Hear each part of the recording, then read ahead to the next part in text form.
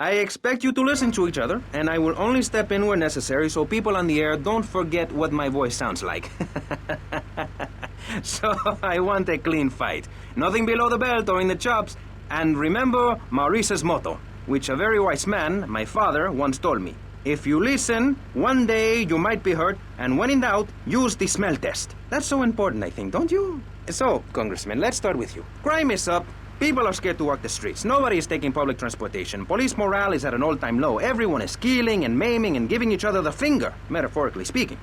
Do you think the government is doing a good job? Absolutely. Those statistics are interesting, but like all statistics, they are also irrelevant. Let me give you a better statistic. In 1980, when I was elected, you were, according to the intelligence gathered on you, a man with no mission. You worked as a clown at birthday parties, corporate functions, bar mitzvahs, and go-go bars. You, realizing that you were a hollow man that can only take on the personality of others, decided to become an actor. And despite going up for 17 auditions that year, you only got work as a fluffer in a sex ed video. Your tax returns show that you earn less than $2,000. Suffering from anxiety, you attended group therapy for a year and considered getting a sex change. An idiot liberal felt sorry for you, and now you host your own radio show, write a newspaper column that lines my birdcage. You've got an ex-wife and attractive girlfriend, although she's married to your best friend, and you're on top of the world. So answer me this. Can you really say the years of living under my administration have been bad for you? We are not talking about me. This is pressing issues, not pressing Maurice. Yes, excuse me, if I may. Can we get to the part where we press the issue? You see, that's what's wrong with this city. Liberals just want to open the floodgates, let anyone in and make you, the ordinary, hard-working men and women, pay for the pleasure. Well, you have my permission to beat them with sticks. We won't prosecute. You'd be doing us all a favor. Free love, wig out, don't work, make love in the field, and listen to rock and roll or whatever you call it. Meanwhile, Crayshaw, I know your father. He's made a lot of money, which makes him a great person, but for every good conservative, they end up having some wacko commie kid just back from a vacation in the Orient who wants to share. Go take that sharing business to Cuba or Canada or somewhere. I don't have a trust fund or a rich daddy. I know what it is to be poor and to look at the world from the other side. I slept my way to the top. If you two would stop hooting and carrying on, I have a plan that will save Florida from the yellow-bellied snakes that want to slither into this great state from all places north. Oh, look. Stump-jumping Jethro is using all 3 of his brain cells to talk. Enough! We've just started and you have proved yourself, Mr. Shrub, to be just as they said. I grant you, 1980 was not a high point in my career, but I never applied for a sex change. I was merely in an exploratory phase, and besides which, Saul the wheat-free clown was a funny act. Once voted best up-and-coming dietary restricted comic act in the whole of Vice City. I tried to take it to the Catskills, but Mount Scary Large was full. Besides, we are not talking about me, we are talking about you. Actually, if I remember correctly, you didn't win. Mary the meat-free mime won. In fact, under legislation I am proposing, all of you vegetarians would be kicked out of Vice City. We were given canines and bicuspids for a reason, to open packages of potato chips. Hey, don't get me wrong, I always hated that bitch. What's funny about a woman not eating a hamburger? Or miming saving a chicken from the slaughtherer's hands? Or her big act, I am a milk cow, a lactating machine for your breakfast cereal? How do you think a little kitty enjoyed that on his birthday? Not very much. There were tears, not laughter. I can assure you, vegetarian performance art must be stopped. Jumping Jehoshaphat on a pogo stick. You city slickers got more issues than a newsstand. Can we talk about public safety here? I ain't got all day. What? Is there a corn on the cob eating contest you have to get to? Get some chitlins and grits in the oven? You got a date with your sister, eh? Hey, be nice, man. I just wanted to talk a little politics and you made it all personal. Right. Let's all stop bickering, especially you, Shrub. I've got my eye on you.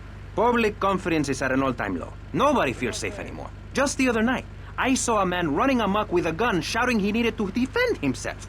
Gun sales are up, book sales are down. What do you think, John F. Hickory? Please, press the issue. All right, that's better. Sticking to the matter at hand. Well, it's quite simple, mister. Immigration is to blame. People are flooding into our state from all over America. Trash. It's quite simple. They're bringing their highfalutin, uppity, out-of-state ways and corrupting the place, ruining it. That's why I and my organization propose we take Florida out of the Union. We start anew as our own country and ban people from Missouri or Kentucky or Philadelphia or any of them fancy places from setting foot on our soil. You think what? Have you been snorting blocks? Have you read the Constitution? Yeah, I sure have. It talks about freedom. Freedom for Florida from the stench of people moving here to retire or go on vacation. Build your own damn theme park in your own damn state. Florida theme parks is for Florida people only. That's what I say. I mean, I don't go to Alabama to visit a theme park, so why do they come here? Mr. Hickory, your views are a little extreme. Plus, I don't believe there are theme parks in Alabama.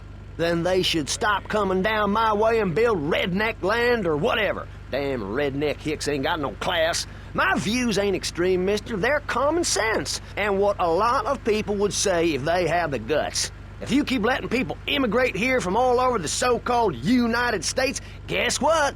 There's no more room. We'll be piled on top of each other like they are in Australia. What we're gonna do soon is build a river of freedom, a river of hope, a river which runs from the coast to coast and cuts us off from the 47 states of wastrels and bad influencers to the north. We are going to cut Florida off from the mainland of our oppressors and float out to sea. Then, the nation of Florida will be free to start over. There'll be no long-ass lines at the log flume or the pirate shipyard when I take over. You and the kids will be able to ride the rides all day. We will have a roller coaster for each and every Florida... You know, you're bordering on treason. What you are saying is a very naughty thing, and only because here on pressing issues do we believe so wholeheartedly in free speech are we allowing it. It's the truth, my friend, the damn truth. And before you start, I am not a racist. I hate everybody irrelevant of other issues. But I especially hate Yankees, by which I mean anyone from Georgia or further north. Build your own theme parks, buy your own sun, grow your own damn mosquito-infested swamp, pal. We're gonna build ourselves a river. FBI, CIA, I don't give a damn. They can't stop us. You shrub. You yellow-bellied, tie-wearing, bribe-taking hypocrite. What have you done for Vice City up there in Washington? I've ensured important tax breaks for gun retailers, real estate developers, and I've cut the cost of policing, saving the city 2% or 25 cents per household over a 6-year period. At the expense of society. Think of the little people. Poor people have no voice in this city. Every time I find a park to meditate in, someone brings in a bulldozer and builds condos. The madness must stop. So you suggest we just stop making babies? People need a place to park their boat and trailer and to put their swimming pool.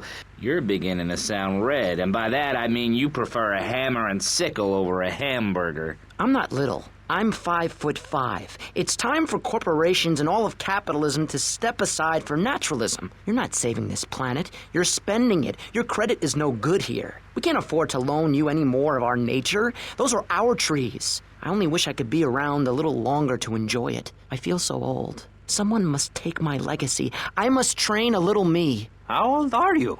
I'm 23, but I feel much older and wiser. I know everything. I've seen a lot of the world. What does the rest of the world have to tell us about how to do things? Build more trains? Have people elect their leader rather than an elite electoral college? Ride a bike to work like a Girl Scout? Or a clown with dietary concerns? No thanks, Vladimir. I'll agree with that. People from other countries are good for nothing. That's why we have to keep teaching them a lesson. I tell you what makes a real man. A truck to pull stuff and a couch to think on. I'll tell you. Speaking as a sensualist, and by that I mean a very narrow-minded, id-centered man of peace and travel. I recently went to Europe. I think everyone should see it for a week. You really see what's wrong with this country when you visit a European utopia. Things like a journey, public transportation, healthcare, leather shorts, mustaches. When I went to Belize, I helped some villagers clear some land for an environmentally friendly coal mine. We've all got to make some sacrifices if we're going to get anywhere. My dad gave me the money to set up an exciting trust there. But how does that help the people in Vice City from worrying about whether they're gonna get robbed? What drives a man to just take? What we need are more after-school sports like choir or drama so people can learn to express themselves properly by singing or pretending to be a tree. Have you ever heard a whale sing? It's a lonely form of beauty and some very ancient wisdom. helping people to help themselves with drama and